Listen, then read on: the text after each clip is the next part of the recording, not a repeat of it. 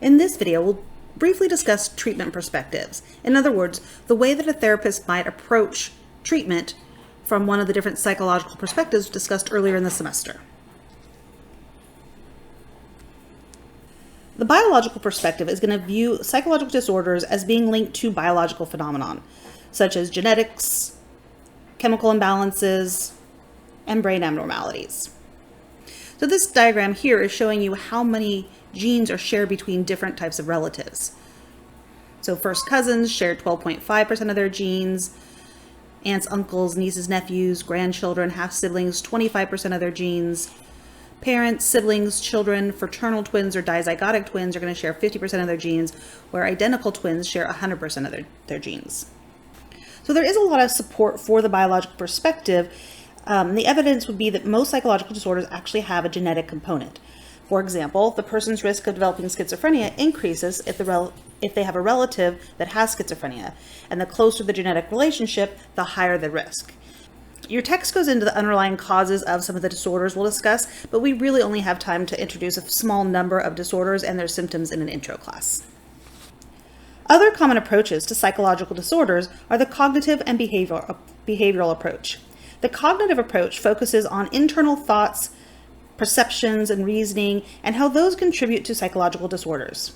Treatments are going to typically focus on helping the individual change their thoughts and their reactions.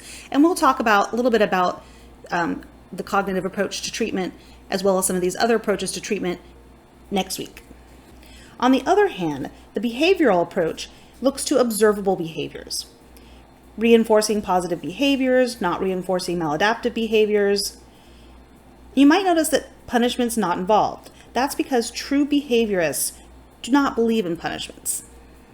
The sociocultural approach considers a person's thoughts, emotions, behaviors, and symptoms in the context of their culture and their background.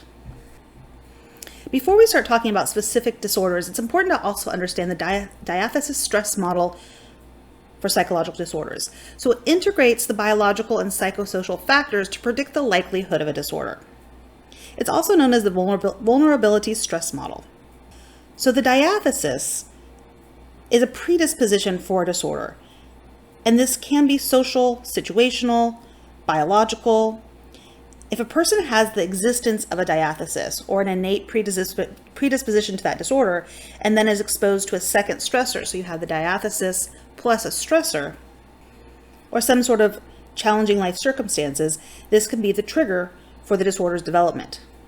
For example, traumatic early life experiences, such as the loss of a parent, can act as long-standing predispositions to a psychological disorder.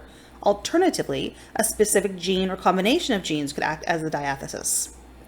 Or the diathesis could be from situational factors, like living in a low-income family or having a parent with mental illness.